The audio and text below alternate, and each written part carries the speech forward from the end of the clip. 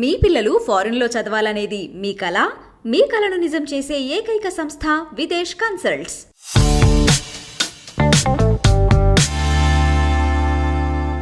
లెగరా సాంబయ్య లెగరా అంటూ ఇప్పుడు యూట్యూబ్లో చెక్ చేస్తున్న పాట సింగరు భిక్షమమ్మ గారు. మీ పాటతో స్టార్ట్ చేద్దాము.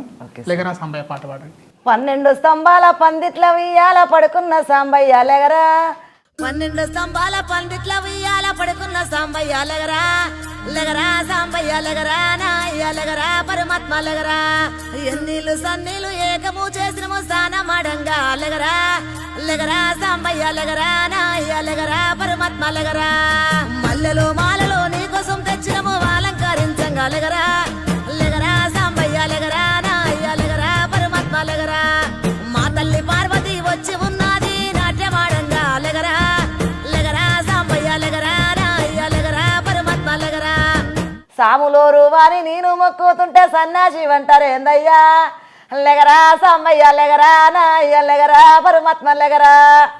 మీ పేరు భిక్షమమ్మ, ఆ శంకరుని పేరే పెట్టుకున్నారు.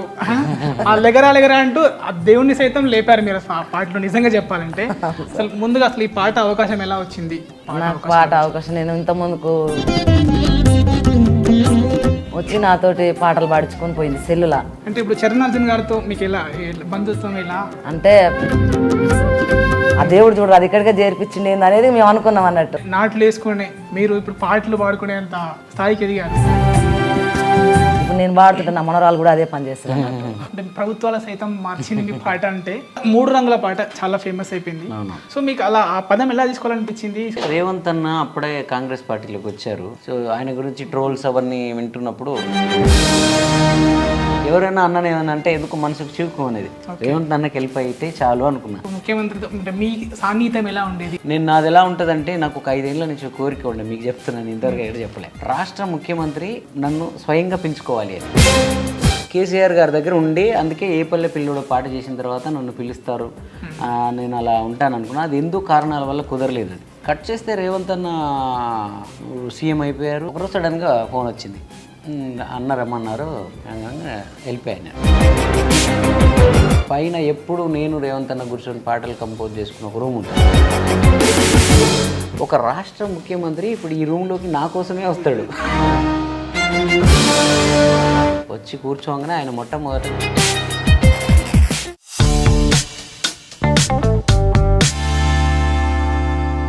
హాయ్ అండి, వెల్కమ్ టు ఐడ్రీమ్ మీడియా. నేను మీ నాగేంద్రచారి. ఈరోజు మన పాట మాట కార్యక్రమంలో ఇద్దరు విశిష్టాతిథులు. ఎందుకు విశిష్టాతిథులు అంటున్నానంటే, ఒకరు ఫోక్ సింగర్ లెగరా సాంబయ్య లెగరా అంటూ ఇప్పుడు యూట్యూబ్లో చెక్ చేస్తున్న పాట సింగరు భిక్షమమ్మ గారు. అదేవిధంగా చరణార్జున్ గారు మనకు సుపరిచితులు. ఇప్పుడు ప్రస్తుతము ఆయన పాట రాజకీయాలను ప్రభుత్వాలను కూడా మార్చింది అని చెప్పొచ్చు. మనకి వాళ్ళతో మాట్లాడి చాలా తెలుసుకుందాం ఈ పాట గురించి, ఈ పాట ఎలా పుట్టింది. వేరే విషయం చెప్పాలంటే వీళ్ళు ఒక పాట బంధమే కాదు, పాత బంధం కూడా ఉంది. దాని విషయం కూడా తెలుసుకుందాము. Hi sir. హాయ్ అమ్మా. సో మీ పాటతో స్టార్ట్ చేద్దాము. లెగరా సాంబయ్య పాట పాడండి.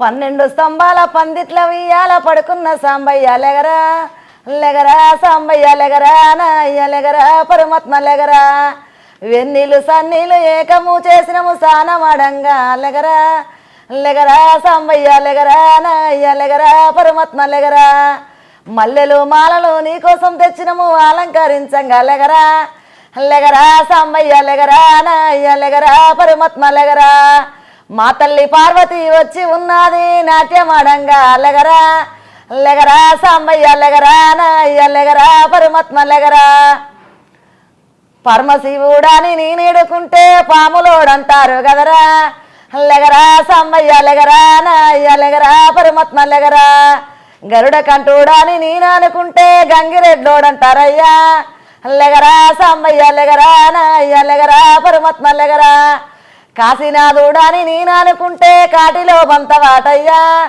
లెగరా సాంబయ్య లెగరా, నాయ్య లెగరా, పరమాత్మ లెగరా, సాములోరు వారి నేను మొక్కుతుంటే సన్నాసి అంటారేందయ్యా, లెగరా సాంబయ్య లెగరా, నాయ్య లెగరా, పరమాత్మ లెగరా. చాలా బాగా పాడారు. మీ పేరు భిక్షమమ్మ, ఆ శంకరుని పేరే పెట్టుకున్నారు. ఆ లెగరా లెగరా అంటూ ఆ దేవుణ్ణి సైతం లేపారు మీరు ఆ పాటలో. నిజంగా చెప్పాలంటే అసలు ముందుగా అసలు ఈ పాట అవకాశం ఎలా వచ్చింది? సో దాని గురించి చెప్పండి. నాకు పాట అవకాశం నేను ఇంత ముందుకు ఊళ్ళో పాడేటోడిని భజనకు కోలాటాలకు అన్నిటికీ పాటలు పాడేటాను. అయితే ఒకరోజు భూతం రమేష్ వాళ్ళ అమ్మ మా ఊరికి వచ్చింది. ఓకే. వచ్చి నాతోటి పాటలు పాడించుకొని పోయింది, సెల్లులా పాడించుకొని రికార్డ్ చేసుకొని పోయింది. పోతే ఒక 6 నెలలకో సంవత్సరానికో మళ్ళీ భూతం రమేష్ మన ఊరికి ఫోక్ ఛానల్ ద్వారాగా ఊళ్ళోకి వచ్చిండు అన్నట్టు, ఇంటర్వ్యూకి వచ్చిండు. వచ్చి పాటలు పాడించుకొని వచ్చిండు. ఇంకా అలా ఉమామహేశ్వర శంకర నీకు సమానమెవ్వరో లేరురా, హర హర హర శంకర ఓం జటాధర ఓం గంగాధర కైలాసవాస కరుణాంతరంగ కపాడరామము జడల కంట ఉమామహేశ్వర శంకర నీకు సమానమెవ్వరూ లేరురా. శ్రీశైలవాస శ్రీ మల్లికార్జున చేరుకున్న భక్తులకు మోక్షమివ్వరాదా, నందీశ్వర హర నాగేశ్వర హర ఉమామహేశ్వర శంకర నీకు సమానమెవ్వరూ లేరురా, హర హర హర శంకర ఓం జటాధర ఓం గంగాధర శ్రీవగట్టు వాస జడల రామలింగ పార్వతి నాయక పాప వినాశక మహాలింగాయ మహాదేవాయ ఉమామహేశ్వర శంకర నీకు సమానమెవ్వరూ లేరురా. ఆ పాట బాగా వైరల్ అయింది. ఇందాక చెప్పినట్టు మీది పాట బంధమే కాదు పాత బంధం కూడా అన్నాను. అంటే ఇప్పుడు చరణార్జున్ గారితో మీకు ఎలా బంధుత్వం, ఎలా అసలు ఎలా సార్ ఎలా మిమ్మల్ని? మా బావగారు కొడుకు అన్నట్టు, మా పెద్ద బావగారి కొడుకు, అంటే పెద్ద మామ కొడుకు అన్నట్టు సార్. ఓకే. సో సార్ దగ్గరికి ఎలా వచ్చారు, మీరు ఎలా అప్రోచ్ అయ్యారు? మేము ఈ పాట కోసమే ఫోక్ ఛానల్ వారు పిలిపించారు అన్నట్టు మమ్మల్ని ఇక్కడికి. పిలిపిస్తే ఈ అడ్రస్ పెట్టి పిలిపించారు. మేము ఇక్కడికి వచ్చినాము. ఇక్కడికి వచ్చినాక మణికొండల దిగంగానే చింటూ నా కొడుకు అన్నాడు కదా, అమ్మ అన్న ఉండేది కూడా ఇక్కడ నేనే అన్నాడు. అనగానే అయితే నాన్న మనం ఈ పాట పాడినాక పోదాం కానీ, లేకుంటే ఫోన్ చేద్దాం పాడడానికి వచ్చినాం నాన్న అని. కానీ ఇప్పుడే చెప్పొద్దు నాన్న, మరి అన్నకు చూద్దాము తర్వాతకి అయిపోయినాక పోదాంలే అన్నాం. అనుకొని కింద నుంచి పైకి వస్తారకే అక్కడ చరణార్జున్ పేరే ఉందన్నట్టు అక్కడ. అయితే అమ్మ అన్నదే ఈయన స్టూడియో అన్నదే అమ్మ అన్నాడు. ఏమంటే ఇంకా అసలు ఎగిరిపోతుంది అన్నట్టు నా కొడుకు ఆగుతట్లేడు. ఇంకా సంతోషం అయింది అన్నట్టు చాలా. ఇదేంది తెలియకుండా ఇట్నే మరీ అసలు ఆడుకో తర్వాతకి పోదాం అనుకుంటే ఇక్కడికి ఎమ్మటే నా కొడుకు దగ్గరికే మళ్ళీ ఆ దేవుడు చూడరు అది ఇక్కడికే చేర్పించింది అనేది మేము అనుకున్నాం అన్నట్టు.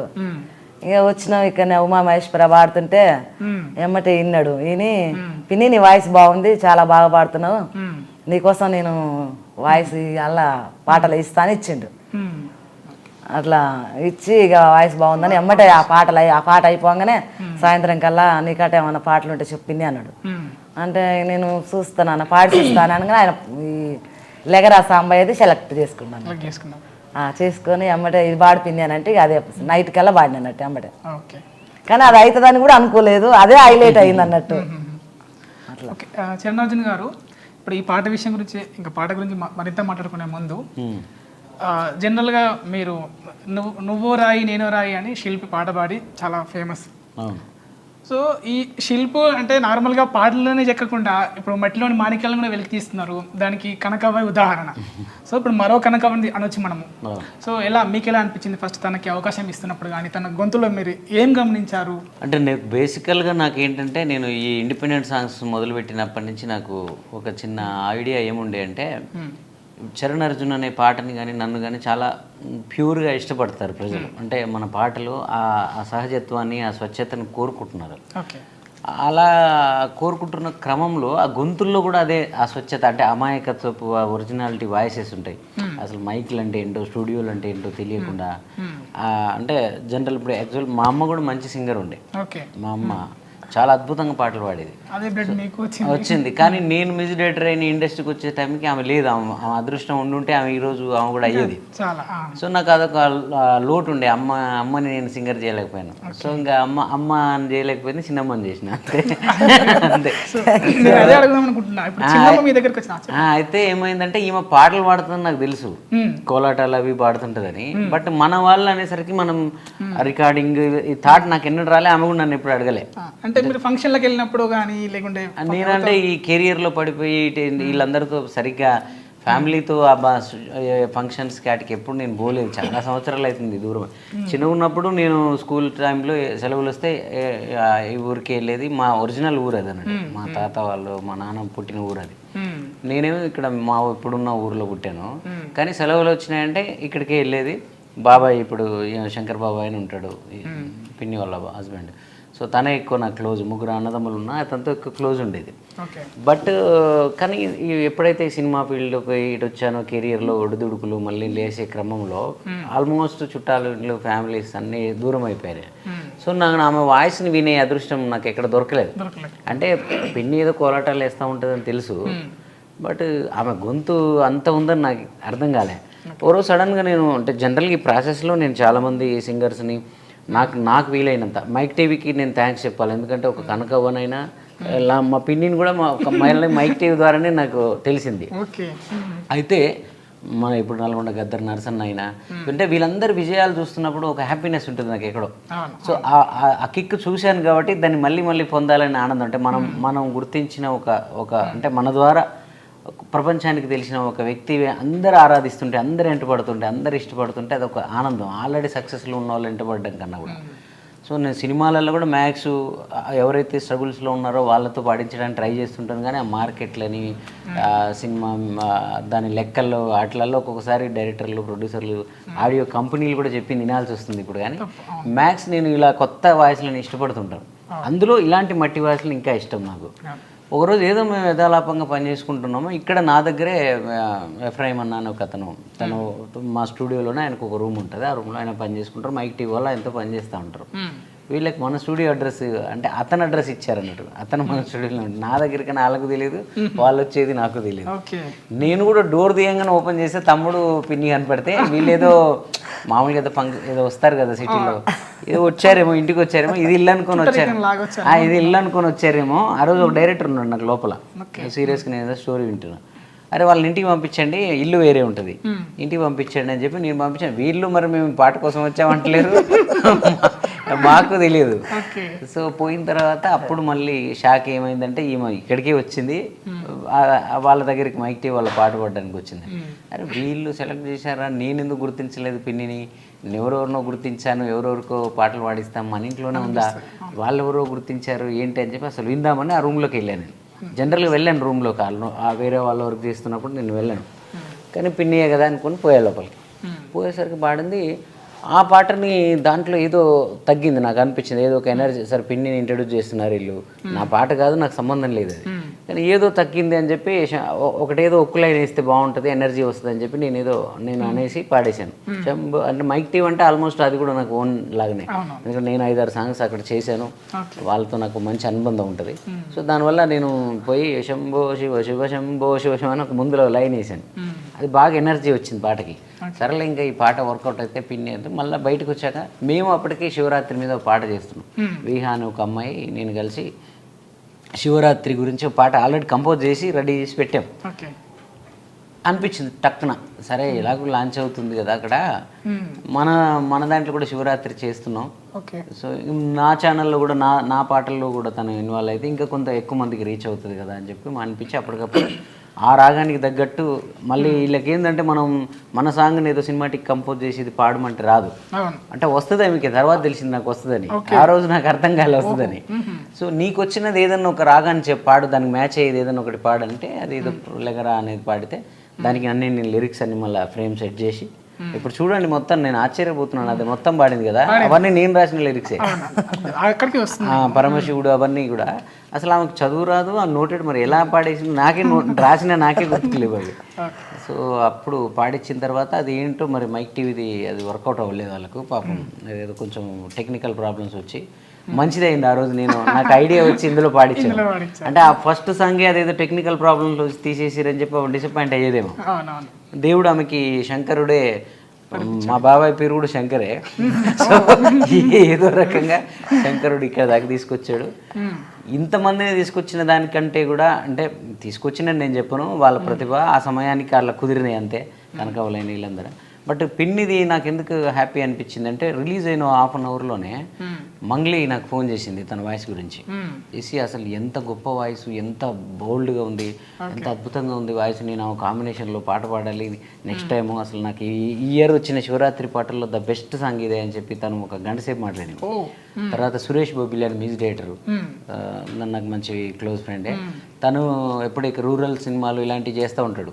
సో తనుండి అసలు అన్న ఏం వాయిస్ అన్న, అది ఎక్కడ పట్టుకొచ్చినావు అన్న, నా నెక్స్ట్ సినిమాలో తను ఆ వాయిస్ కావాలని, ఇంకెవరెవరో చాలా మంది, అంటే అసలు నాకు గుర్తులేదు ఇప్పుడు. మీరు ఒక్క పాటకే 10 పాటలు పాడలేదు ఆమె, సెలబ్రిటీ ఇంకేం అవ్వలే. మీరు ఆ యూట్యూబ్లో ఓపెన్ చేస్తే కూడా, నేను యూట్యూబ్లో జిఎంసీ ఛానల్లో చేసిన ఏ పాటకైనా నా వాయిస్కే ఉంటుంది, అందరు కనెక్ట్ అవుతారు. నా వాయిస్ కాకుండా ఏదన్నా వేరే వాయిస్ పెడితే అబ్బా చరణ్ నువ్వు ఎందుకు వాడలేదు అంటారు. కింద రీచ్ అది రీచ్ ఉన్నా కూడా చరణ్ నీ వాయిస్లో పాడుంటే బాగుండేది అంటారు. మొట్టమొదటిసారి ఈమె అసలు మమ్మల్ని అందరం కొట్టేసి ఈ పాట మొత్తం ఈమెతోనే పాడిస్తే బాగుండేది, ఈ పాట అంతా ఈమెతోనే పాడిస్తే బాగుండేది అంటున్నారు. అంటే చరణ్ అర్జున్ కూడా మించేసింది సింగర్గా. అంటే ఇప్పుడు ఆమె వాయిస్కి మీరు అంటే ఆ ట్యూన్లో చేయడం గ్రేటు, ఇంకా ఆ లిరిక్స్ కూడా అంటే మీరు అద్భుతంగా రాస్తారు లిరిక్స్. ఇంకా దేవుడి పాటలు అంటే ఇంకా బాగా, అంటే ఆ పల్లె పదాలు జానపదాల బాగా నాకు గ్రిప్ ఉంటుంది దాంట్లో. అంటే వీళ్ళు పలికే విధానం, అంటే నేను ఏ సింగర్ని బట్టి ఆ సింగర్ సెట్ చేస్తా. ఇప్పుడు వాళ్ళు మాట్లాడే భాష ఉంటుంది, మనం వాళ్ళ మీదకి వెళ్ళి సంస్కృతాలు లేకపోతే మన మేధస్సును రుద్దామనుకోండి, వాళ్ళు పలకడమే రాదు. ఆ ట్యూన్ మీటర్లోనే చాలా అందంగా ఈజీగా నోటికి వచ్చేలాంటి పదాలను సెట్ చేస్తే ఈజీగా వాళ్ళకి వచ్చేస్తాయి. ఇప్పుడు కనకవ్వ అయినా అంతే, ఈమైనా అంతే. సో చాలామంది అనేది ఏంటంటే ఇంకా అసలు ఈ తనకు సినిమా వాళ్ళు అంటే ఇంత కనకవ్వను కూడా చాలా రోజుల తర్వాత ఒక 5-6 పాటల తర్వాత కానీ సినిమా వాళ్ళు గుర్తించడం స్టార్ట్ చేయలే. ఇవి మొదటి పాటకే సినిమా వాళ్ళందరూ ఫోన్లు చేస్తున్నారు. నెక్స్ట్ సెకండ్ పాటే సినిమా. అంటే నేను కాల్ చేసినప్పుడు సినిమా పాటలోనే ఉన్నారు. ఓకే, సో ఇక ఈ లిరిక్స్ విషయానికి వస్తే ఒకవైపు నిందాస్తుతి ఉంటుంది, ఇంకొక వైపు ఏంటంటే ఇప్పుడు దాంట్లో తత్వం, శివతత్వము, అంటే సామాన్య మానవుడు శివుని చూసి ఎలా ఆదర్శం అవ్వాలో అని అంత బాగుంటాయి లిరిక్స్. అంటే అలా ఎలా వస్తాయి మీకు లిరిక్స్ని? ప్రతిసారి నేను ఆశ్చర్యానికి లోనైతా మీ లిరిక్స్ విన్నప్పుడు. నేను లిరిక్స్ వింటూ ఉంటాను ఎందుకంటే ప్రతిదీ. సో అది ఎలా సాధ్యం మీకు? అది ఎలా అనిపిస్తుంది మీకు? ఎలా అంటే నేను ఆ సందర్భంలోకి వెళ్ళిపోతాను, ఆ సమయానికి ఏం చేస్తున్నానో దాంట్లో పరిపూర్ణంగా ఉండిపోతాను నేను. అది నేను నమ్ముతానా నమ్మనా, ఆ విషయాన్నితో నేను ఏకీభవిస్తానా లేదా, ఇవన్నీ తర్వాత ముచ్చట. అప్పుడు నేను ఆ పనిని తలెత్తుకున్నాను, అది తీసుకున్నానంటే దాంట్లో 100% వెళ్తాను. నాకు కొన్ని క్వశ్చన్స్ ఉంటాయి, కొన్ని ఆన్సర్స్ ఉంటాయి దేవుడి మీద, అలాగే చాలా మందికి ఉంటాయి. అంటే ఒక పాటని మన భావజాలాన్ని ఒకే రకమైన భావజాలాన్ని ఇతరుల మీద రుద్దడం నాకు ఇష్టం ఉండదు. దేవుడిని నమ్మే వాళ్ళు ఉంటారు, నమ్మని వాళ్ళు ఉంటారు, మధ్యస్థం వాళ్ళు ఉంటారు, అందరు ఉంటారు. సో అందరు కూడా ఆ పాటకు రిలేట్ అవ్వాలి అంటే అన్ని పెట్టాలి దాంట్లో. క్వశ్చనింగ్ ఉండాలి, ఆన్సరింగ్ ఉండాలి, అలాగే సందేహాలు ఉండాలి, దేవుడి బలాన్ని చూపించాలి. సో ఇవన్నీ అనుకొని ఒక పాటలో ఆ కాంబినేషన్ సెట్ చేస్తాను నేను. అందుకే మీకు అంత తొందరగా అది మిలియన్లో దూసుకుపోతుంది. అంటే లెగరా సంబయ్య ఆ ట్యూన్ కూడా అసలు అద్భుతం. అది రిపీటెడ్గా వచ్చేసి తనకి మళ్ళీ ఓకల్లే, తన ఓకల్ ఇన్స్ట్రుమెంట్ కూడా సంబంధం లేకుండా వాయిసే అసలు వాయిసే ప్లస్. నేను రూరల్ వాయిస్లు తీసుకొద్దామని నేను చాలా రోజుల నుంచి ప్రయత్నాలు చేస్తున్న క్రమంలో నేను చాలా వాయిస్లు విన్నాను, కొన్ని తీసుకొచ్చాను, కొన్ని ఇంకా ప్రాసెస్లో ఉన్నాయి. కానీ అందరిలోకి అంటే మా పిన్ని అని నేను చెప్పట్లే అసలు. యాక్చువల్గా నేను ఆమెకు చెప్పినాను పిన్ని అని చెప్పక, ఇక్కడ జనాలు ఏమంటారంటే అలా పిన్ని చెబట్టి ఆయన పాడిచ్చాడు అంటారు అని చెప్పాను. కానీ అలా కాదు, నేను అసలు అలాంటివన్నీ కాదు, నాకు కావాల్సిన వాళ్ళు అని చెప్పి అలాంటి ఎప్పుడో పాడించాలి కదా, సమయం వచ్చింది. సో అలా చాలా వాయిస్లు రూరల్ వాయిస్లలో తీసుకుంటే అసలు నల్గొండ గద్దర్ ఒక మేల్లో చూసుకున్నప్పుడు అన్న వాయిస్ ఒక ఎలా అయితే బలంగా స్ట్రాంగ్గా ఎలా ఉంటుందో ఆయనది, ఈమెది ఇంకా తనకన్నా మించిన వాయిస్ ఈమెది ఫిమేల్లో. అంటే ఈమెది ఇంకా ప్లస్ పాయింట్ ఏంటంటే నేను చెప్పినవి కూడా పాడేస్తుంది. అంటే నిన్న సినిమా కోసం చేసినది అసలు అది ఎలాంటి రూరల్ సంబంధించిన ట్యూన్ కాదు, ఆమెకు తెలియదు నేను కంపోజ్ చేసిన ట్యూన్ అది. నేను చేసింది ఇట్లా వింటే కొంచెం టైం తీసుకుంది అంతే తప్ప, బట్ అలా ఇలాంటి సింగర్స్ ఎవరు చేయరు, అది కష్టం చాలా. ఒక 2-3 రోజులు పడుతుంది వాళ్ళతో పాడేయాలంటే. కానీ తను చాలా ఒక 1 hour 2 hours పాడేసింది అద్భుతంగా. నాకు తెలిసి లెగరా సంబయ్య కంటే బాగా పాడింది ఇంకా అది వచ్చే పాట. ఏమన్నా లిరిక్స్ మా కోసం? అది సినిమా పాట కదా, సినిమా పాట లిరిక్స్. అయితే మీ కుటుంబ నేపథ్యం అంటే మేము విన్నది ఏంటంటే నాట్లు వేసుకునే మీరు ఇప్పుడు పాటలు పాడుకునేంత స్థాయికి ఎదిగారు. అంటే మీ కుటుంబ నేపథ్యం ఏంది? అంటే ఎలా వచ్చారు మీరు? మీకు ఇంటి దగ్గర నుంచి ఎటువంటి సపోర్ట్ ఉంటుంది? మాకు ఇంటి దగ్గర బాగానే ఉంటుంది, మా సార్ బాగానే సపోర్ట్ చేస్తాడు, నా కొడుకు సపోర్ట్ చేస్తాడు, నా బిడ్డ సపోర్ట్ ఉంటుంది. నాకు అంత ముందుకు కూడా అమ్మకు పాటలు బాగా వచ్చేది అన్నట్టు. ఆమె ద్వారాగా నాకు అమ్మకు వస్తాయి, అన్నయ్యకు వస్తాయి, ఇద్దరు తమ్ములకు వస్తాయి, నాన్న భాగవతాలు ఆడేది. ఇక వాళ్ళ ద్వారా వాళ్ళు పాడుతుంటే చిన్నప్పుడు వినేది అన్నట్టు, ఏ సాంగ్స్ అయినా వినేది. విని మళ్ళీ నేను పాడుకుంటే తిరిగేది అన్నట్టు ఇంట్లో. ఇప్పుడు నేను పాడుతుంటే నా మనవరాలు కూడా అదే పని చేస్తారు అన్నట్టు.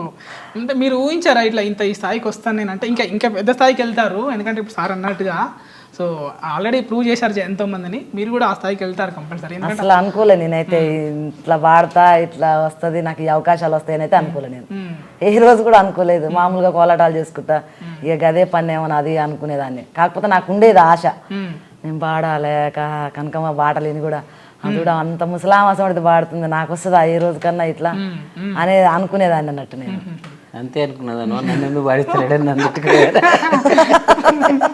నేను ఎప్పుడు అనుకోలేదు నాన్న అప్పుడు అట్లాగానే ఇట్లా అసలు నాకు ఈ అవకాశం వస్తుందా రాదా అని అనుకునేదాన్ని.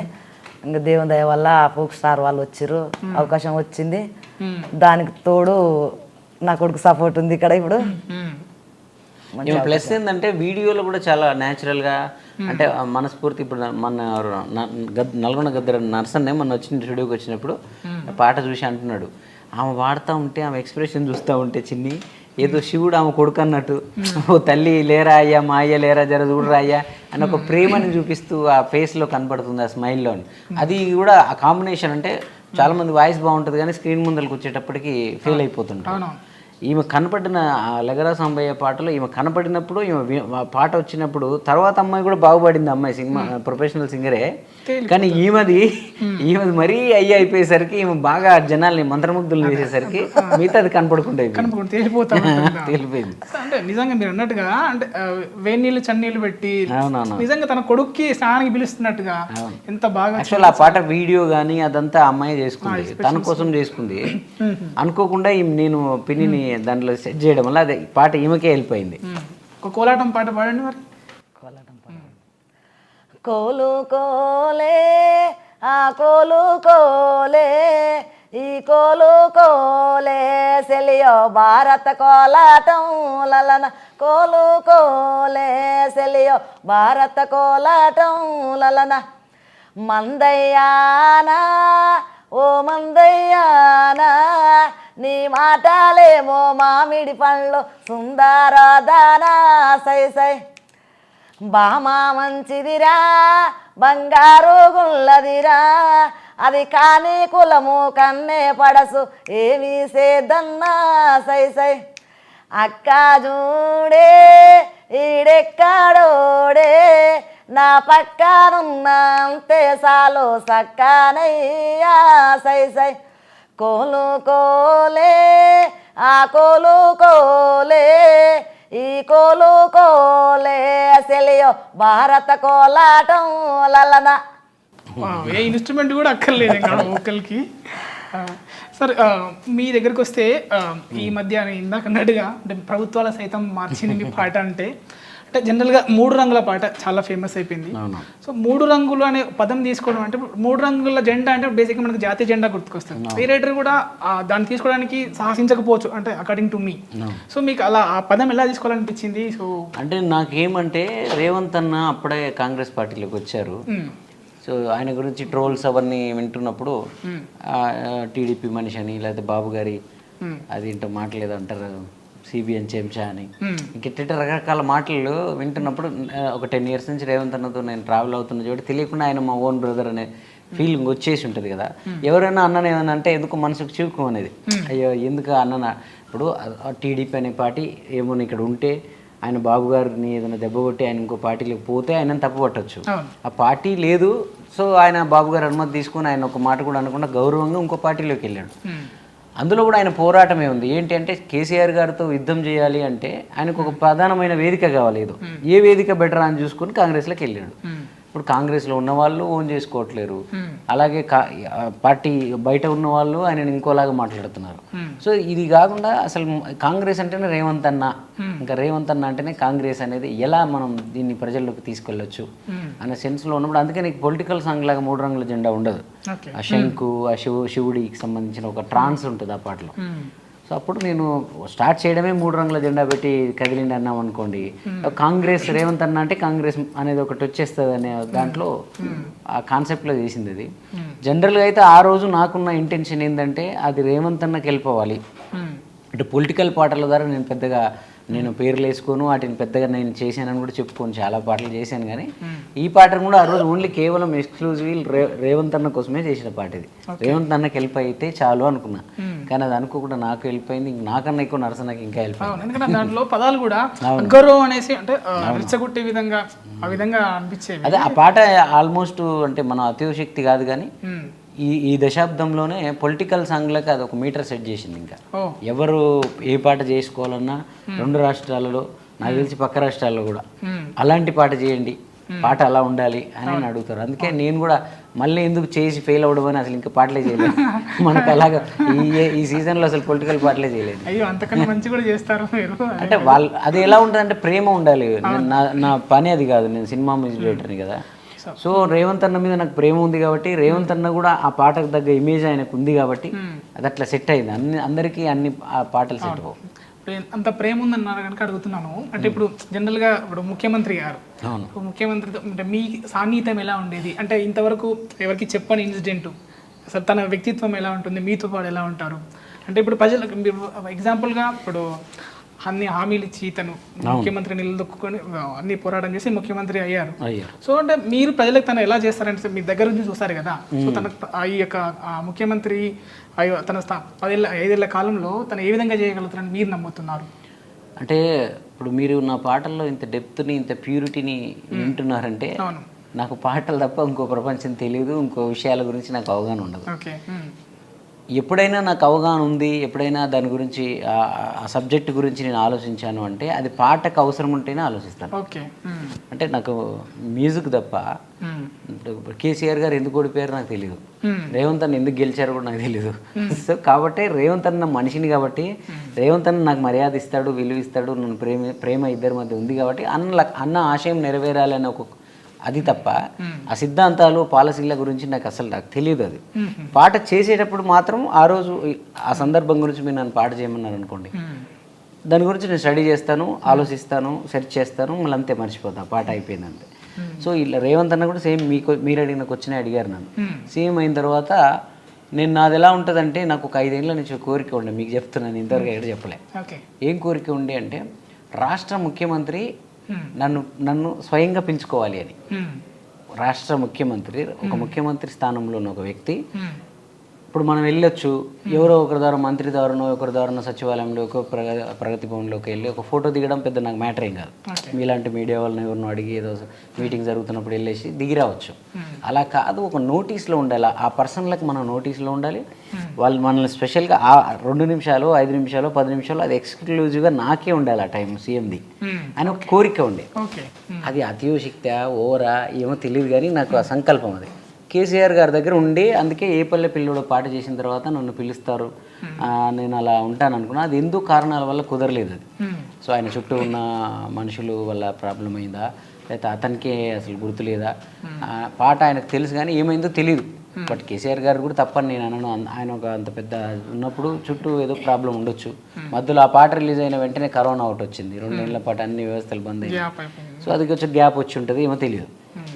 సో కొందరు నన్ను ఏమనే వాళ్ళు అంటే, ఈ మరీ ఓవర్ యాక్షన్ చరణ్ అర్జున్ కాకపోతే ఒక పాట అంతే, ఈయన పాటగాడు అంతే కదా, ముఖ్యమంత్రులు పిలుస్తారా అంటే కామన్గా మనుషులకు ఉండే, ముఖ్యమంత్రుల్ని పిలిచేంత ఏం చేశాడు ఈయన, ఎంత సీన్ ఏముంది అంటే ఏముంటుంది, ఏదో పోయి మనంతలో మనం పోయి అలా చుట్టూ 10 సార్లు తిరిగితే తప్ప ఒక అపాయింట్మెంట్ ఇవ్వరు మనకి అని అన్నది. నేను అట్లా ఎందుకు ఉంటుంది, మన తెలంగాణ రాష్ట్రం అనేది తీసుకుంటే ఒక్కొక్క వర్గాలను తీసుకున్నప్పుడు పాటలు, ఈ కవులు, రచయితలు, లేదా సంగీతం అనేది తీసుకున్నప్పుడు నేను దాంట్లో ప్రథమ వరుసలో ఉండేవాడినే కదా. అంటే నేను 2 రాష్ట్రాలు చెప్పట్లేదు, ఓన్లీ తెలంగాణ వరకు తీసుకున్నప్పుడు నేను కొంచెం ఒక ప్రథమ వరుసలో ఉండే వ్యక్తినే కదా. ఆ రాష్ట్ర ముఖ్యమంత్రులు నన్ను గౌరవించుకోవడంలో తప్పే ఉంది అనే నా మీద నాకున్న నమ్మకం కావచ్చు. అది రేవంత్ అన్నతో నేను చాలా క్లోజ్ ఉండేవాడిని. రేవంత్ అన్న ఇంకా నెల రోజుల్లో సీఎం అవుతాడన్నాక కూడా నేను కలిసి పాట చేసినాము. తర్వాత అన్న కూడా నీకు మైత్రి మూవీ మేకర్స్ వాళ్ళు నాకు ఫ్రెండ్స్, లేదా వీళ్ళ ఫ్రెండ్స్, వాళ్ళ ఫ్రెండ్స్, నువ్వు వెళ్ళి కలుపు, నువ్వు పెద్ద సినిమాలు చేయాలి, నీ టాలెంట్కి ఏంది అసలు అది ఇది అని నన్ను రేవంత్ అన్న ఎప్పుడు అంటుంటాడు. అన్నా నువ్వు నీ లక్ష్యం నువ్వు నీ దానికోసం ఫైట్ చేయన్నా, నువ్వు అయిన తర్వాత మాదేముందని నేను అనేవాడిని. అంటే నాకు తెలుసు సినిమా అన్న ఒక పీసీసీ అధ్యక్షుడు హోదాలో చెప్తే వాళ్ళు ఎలా తీసుకుంటారో నాకు తెలుసు. కాబట్టి నా ప్రయత్నం, నా పోరాటం, నా వర్క్, నా పాటలు ఇట్ల ద్వారానే నాకు వాళ్ళు వాల్యూ ఇస్తారు తప్ప మనం రికమెండేషన్ చేసుకోవడం ఎందుకనేది నాకు ఉంటుంది. కట్ చేస్తే రేవంత్ అన్న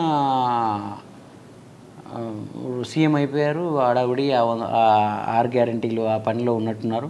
నన్ను పిలవలేదు, సో నేను ట్రై చేయలేదు పోవడానికి. ఒకరోజు సడన్గా ఫోన్ వచ్చింది, అన్న రమ్మన్నారు, చిన్ని నేను 11 o'clock ఇంటికి రమ్మన్నారు. వెళ్ళిపోయాను నేను. కారు ఇట్లా దింపాను, మా చింటూ ఉంటాడు మావాడు, వాడు వద్దులా ఇద్దరం పోతే బాగుంది. అంతకుముందు ఇద్దరం కలిసి పోయేది, కానీ మనకు భయం ఉంటుంది ఏదో. అంటే అది మనం ఎన్నోసార్లు 100 సార్లు పోయిన ఇల్లే, బట్ అక్కడ హడావుడేసి అంతా చూసిన తర్వాత ఏమో మళ్ళీ ఇద్దరం పోతే బాగుండేమో, నువ్వు అటు కార్లో కూర్చోపోరా నేను పోతా అని చెప్పి నేను పోయాను. నేను ఇట్లా కొంచెం ముందుకు పోగానే ఒక ఆఫీసర్ వచ్చాడు, నువ్వేనా చరణ్ అర్జున్ నువ్వేనా అని. అక్కడ వాళ్ళు ఇంకొకరు తీసుకెళ్ళి ఆ కింద అన్న కోసం వెయిట్ చేసే ఉంటుంది కదా ఛాంబర్, అందరూ ఎమ్మెల్యేలు ఎవరెవరో వస్తున్నారు. నేను అనుకున్నాను మనం ఇక్కడ కూర్చుంటాము, మన టర్న్ వచ్చినప్పుడు మనం పిలుస్తారు, ఒక 5 నిమిషాలు మాట్లాడతాడేమో నాతో అన్న. టక్కున కిందికి ఫోన్ వచ్చింది, చిన్నిని కింద ఎందుకు కూర్చోబెట్టారు, ఇంట్లో పైకి పంపించండి అన్నారు. అంటే పైన ఎప్పుడు నేను రేవంత్ అన్న కూర్చొని పాటలు కంపోజ్ చేసుకుని ఒక రూమ్ ఉంటుంది, ఆ రూమ్లోకి వెళ్ళాను. ఆ రూమ్లోకి వెళ్ళి కూర్చున్నాను, ఒక్కనే కూర్చున్నాను. అన్న లోపల తింటున్నారు, మరి ఏమో తెలియదు. నార్మల్గా ఎప్పుడు పోయిన ఇల్లు అందులోకి వెళ్తుంటే నేను మళ్ళీ నాకే మొహమాటం వేసి లాన్ వైపు వెళ్తున్నాను. ఆ టీ ఇచ్చేవాడు ఒకడు ఉంటాడు, అది ఎప్పుడు చూసి ఉంటాడు కదా 10 ఏళ్లలో నన్ను. ఎప్పుడు ఏమన్నా గిల్ల కూర్చోనా, నువ్వు గడిపోతావే, నేను కొత్త నువ్వు పాటలు గీటలు అన్నీ చేసినోడు మీద ఇక్కడ కూర్చో అన్నాడు అని. నేను లోపలికి వెళ్ళి కూర్చున్నాను. అంటే రేవంత్ అన్న గొప్పతనం చూడండి, వాళ్ళే ఉన్నారు. ఇంకా ఆయన సీఎం అయినా కానీ ఆ 10 ఏళ్ళ నుంచి ఆయన చుట్టూ ఎవరున్నారో వాళ్ళే ఉన్నారు అక్కడ. నేను ఇంట్లో ఆ రూమ్లో కూర్చున్నా. నాకేమనిపించలే, ఎప్పుడు వచ్చినట్టే రేవంత్ అన్న ఇంటికి వచ్చినట్టే ఉంది. ఇంకా 5 minutesలో రేవంత్ అన్న వస్తాడనగా ఒక వైబ్రేషన్ స్టార్ట్ అయింది నాకు.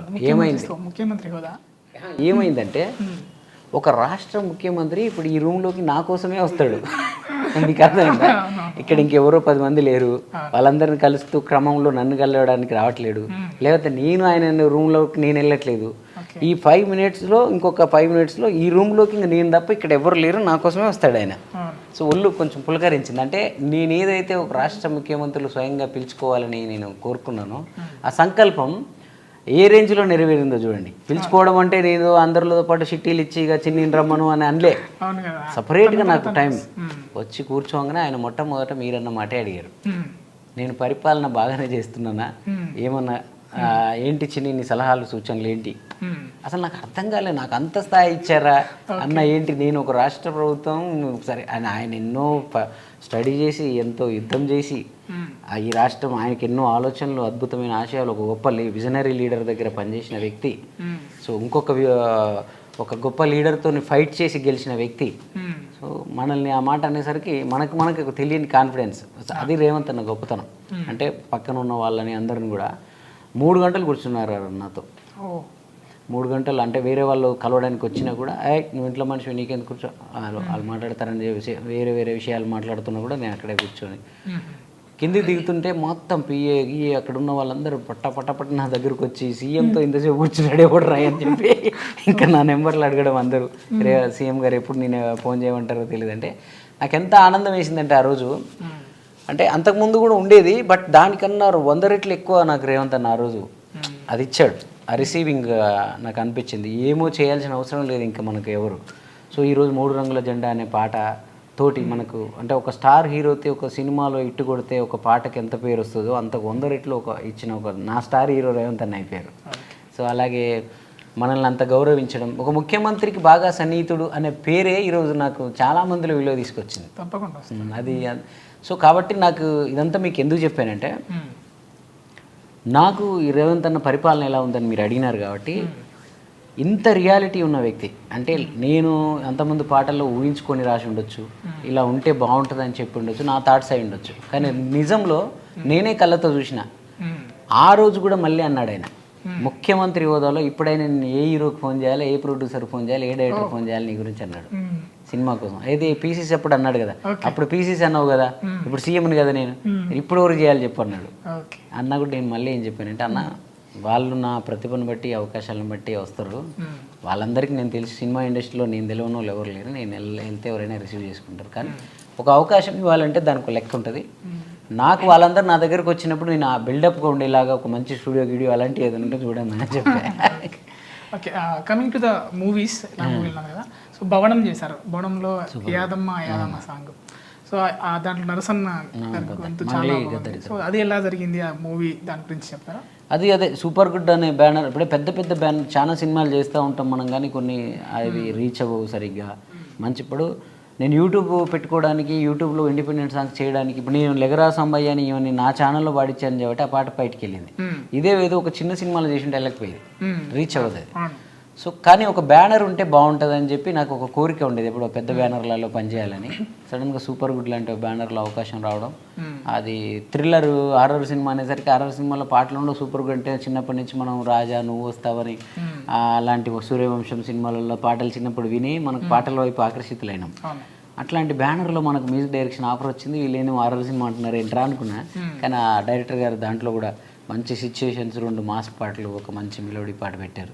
సో దాంట్లో యాదమ్మ వచ్చినప్పుడు మంగ్లీతో పాడించినాక నరసన్నకి ఏంటంటే ఎంత బయట మా ఇద్దరికి పొలిటికల్గా ఎన్ని ఇట్లు వచ్చిన ఆయనకి ఎంత ఉన్నా సినిమాల్లో ఒక మంచి పాట పాడాలని ఉండేది అన్నకు ఉండేది, నాకు కూడా ఉండేది ఆయన సినిమాలు కూడా పాడాలని. సో చాలా సినిమాల్లో నాకు వేరే మ్యూజిక్ డైరెక్టర్లు కూడా పిలిచి పాపం ఫస్ట్ ట్రాక్ పాడించి తర్వాత ఏదో జరిగి అవి వద్దనుకోవడాలు అలా చాలాసార్లు డిసప్పాయింట్ అవుతూ ఫీల్ అయ్యేవాడు నా దగ్గరికి వచ్చి ఇక్కడ స్టూడియోలో. ఆ సినిమాలో పాడాల్సింది వాళ్ళు తీసేశారు, నేను బాగా పాడాను నాకన్నా ఉంటుంది కదా పాపం. ఆయన మీద ఆయనకు ఈరోజు మనందరం ఓహో ఆహా అంటున్న నరసన్నకు ఆయనలో ఒక చిన్నపిల్లాడు ఉంటాడు. ఆయన పాట వస్తుంటే థియేటర్కి వెళ్తే ఎవడు పట్టించుకోకపోయినా ఆయన విజిలేస్తాడు. ఏదైనా చిన్న చిన్న సినిమాల్లో అంటే ఆయన వాయిస్ మీద ఆయనకు ఆ నమ్మకం ఈరోజు నిజమై ప్రజలందరూ కూడా బ్రహ్మరథం పట్టారు. కానీ ముందు నుంచి ఆయనకు ఆ నమ్మకం ఉండేది. సో సినిమాలు కూడా పాడాలనే ఆ కోరిక కూడా ఉండే. సరే నాకు వాళ్ళు వేరే ఛాన్స్ ఇచ్చారు, వేరే పెద్ద సింగర్స్. కానీ నేను కూడా నరసన్న పాడితేనే బాగుంటుంది అనుకున్నాం. మంగ్లీ కూడా సపోర్ట్ చేసి సో బయట సింగర్స్ రావాలి మనకి, ఇంకా మంచి మన వాళ్ళందరూ సినిమాల్లో ఉండాలని దాంతో చేసాం. ఆ సూపర్ గుడ్డుకు, ఆ బాలాచారి గారికి, ఆ వేద, ఆదిత్య మ్యూజిక్ అందరు కూడా థ్యాంక్స్ చెప్పాలి. ఎందుకంటే మేము ఒకటి అనుకుంటే దాన్ని వాళ్ళందరూ సపోర్ట్ చేసినారు. దాంట్లో ధనరాజు గారు, కమెడియన్స్ అంతా అంటే ఇట్లా వాళ్ళతో మీకు ఎలా ఉండేది అనుబంధం? అంటే మీకు ఇంట్రాక్షన్ ఉండేదా? లేదు, ఆ సినిమా అంతా దానికి కూడా ఎవరో మ్యూజిక్ డైరెక్టర్ ఉన్నారు ఫస్ట్, చివరిలో నాకు వచ్చింది. బట్ వాళ్ళందరూ నా ఫ్రెండ్సే. బయట ధనరాజు, తాగుబోతు రమేష్, అఖిలక శంకర్, సప్తగిరి అందరూ నా ఫ్రెండ్సే కదా. అందరూ వాళ్ళందరికీ వాళ్ళకి ఉండే ఏకైక ఆప్షన్ ఫస్ట్ నేనే ఉంటాను అందరికీ. ఉన్న నలుగురికి ఎవరు వాళ్ళు ఏ సినిమాలు చేసినా కూడా చరణ్ అర్జున్ మ్యూజిక్ ఉంటే బాగుంటుంది. ఇప్పుడు విమానం సినిమా వచ్చింది కూడా ధనరాజు వల్లే నాకు. ఓకే, సూపర్ గుడ్ ఫిలిమ్స్ అన్నారు కదా. అవును. సో దాంట్లో ఇంతకుముందు మీరు పాట కూడా అంటే రాశారు. సో అంటే ఇప్పుడు దాంట్లో సినిమా చేయబోతున్నారు అంటే రామ్ చరణ్ గారితో చేశారు కదా, అంటే ఆ సినిమా ఏమైనా చేయబోతున్నారు మెగాస్టార్ ఫ్యామిలీ నుంచి? చెప్పలేము. వాళ్ళే అంటే ఇందాక అన్నట్టుగా వాళ్ళంతటా వాళ్ళే రావాలంటే నేను అది పొలిటికల్ అన్న. సినిమాకి అట్లా కుదరదు. సినిమాకి మనమే ప్రయత్నించుకోవాలి. బట్ మనం ఎంత ప్రయత్నించినా మనం కూడా ట్రెండింగ్లో ఉండాలి. మన పాటలు అవన్నీ కూడా టైంకి వర్కౌట్ అవ్వాలి, డైరెక్టర్కి ఇంప్రెస్ అవ్వాలి. సో వాళ్ళు అనుకుంటే మనల్ని తీసుకెళ్తారు. బట్ ఇప్పుడున్న వైబ్రేషన్స్ బట్టి చూస్తూ ఉంటే అన్ని మంచి సినిమాలు, మంచి బ్యానర్లని కొంచెం ముందుకు వస్తున్నాయి. అప్కమింగ్ మూవీస్ ఏమి ఉన్నాయి? ఇప్పుడు పీపుల్స్ మీడియా వాళ్ళదో సినిమా ఉంది, లగ్గం అని ఒక సినిమా ఉంది. అలాగే సిల్లీ మంక్స్ వాళ్ళది ఒకటి, రాజారమ్యం ఉంది, సీతా కళ్యాణ వైభోగం, జయహో 10 సినిమాలు దాకా ఉన్నాయి. ఇంకా పెద్ద సినిమాలు కూడా అప్పుడే మాట్లాడుతున్నారు. ఇప్పుడు నేను పిన్నిని నేను కలిసి చేసిన ఒక మూవీ ప్రమోషనల్ సాంగ్ చేసాం. ఓకే, అది కూడా రేపటి నుంచి స్టార్ట్ అవుతుంది ఆ ప్రమోషన్. ఇంకా ఇప్పుడు వీటి బిజీలో పడి మరి సోషల్ అవేర్నెస్ సాంగ్స్ అంటే అప్పుడప్పుడు అది కొంచెం తగ్గినాయి. సోషల్ అందరు అదే అంటున్నారు, బట్ చెయ్యాలి. మా టీం కూడా అదే అంటున్నారు. నాకు కూడా సోషల్ మీడియా అంటే ఆ సోషల్ మీడియాలో చేసినప్పుడు పాటకు వచ్చిన ఆనందం సినిమా పాటకు వస్తలే. అంటే ఎందుకు వస్తలేదంటే సినిమా నేను అదే సరైన బ్యానర్స్, సరైన హీరోలు అలాంటి సినిమాలు కూడా పడితే సినిమాకి వచ్చేటప్పటికి చరణ్ అర్జున్ చెల్లట్లేదు అక్కడ. దానికి అన్ని ఆడవాలి, హీరోలు, ప్రొడక్షన్ హౌస్, వాళ్ళ ప్రమోషన్స్. ఈ ఇండిపెండెంట్ సాంగ్స్ వస్తే నా పేరుతో ఆ పాట కొంచెం ప్రజలకు కనెక్ట్ అవుతుంది. సో కాబట్టి మనకు అందులో హ్యాపీ ఉంది. కానీ మరి దాన్ని మనసు పెట్టి పూర్తిగా చేయాలి. ఈ సినిమా బిజీలో పడిపోయి మనం వాళ్ళందరి కమిట్మెంట్స్ ఒప్పుకొని వాళ్ళు షూటింగ్స్ అవన్నీ పెట్టుకుంటారు కదా, ఎప్పటికప్పుడు ఆ ప్రెజర్ ఉంటుంది కదా. ఆ ప్రెజర్లో మళ్ళీ దీని అంతా మీ అందరి మనసులను తాకేటట్టు చేయగలిగేంత టైం నాకు దొరికినప్పుడు చేయాలి. తప్పకుండా అవి చేయాలి. మీకు పెద్ద పెద్ద మూవీస్ రావాలి కంపల్సరీ చేస్తారు అయితే ఫోకస్ అనేది కాన్సన్ట్రేషన్ అంతా పెద్ద సినిమాలు చేయాలనేది దాని మీద పడింది. తప్పకుండా వస్తాయి. మ్యూజిక్ డైరెక్టర్గా ట్రాక్లో పడి, ఎందుకంటే నన్ను నమ్ముకుని నా టీము సింగర్స్ మ్యూజిషియన్స్ చెన్నైలో, బాంబేలో, ఫ్లోరిడాలో, బెంగళూరులో, దుబాయ్లో కూడా ఉంటారు నా టీం మ్యూజిషియన్స్. అలాగే సింగర్స్ కూడా ఉంటారు. సో సినిమాలు చేస్తేనే వాళ్ళకి నేను ఏమైనా చేయగలను. ఇప్పుడు ప్రైవేట్ సాంగ్ల ద్వారా, ఇండిపెండెంట్ సాంగ్స్ ద్వారా పేరు వస్తుంది అంతే, వస్తుంది. కానీ వాళ్ళకి లైఫ్ కూడా రావాలి అంటే సినిమాలే చేయాలి.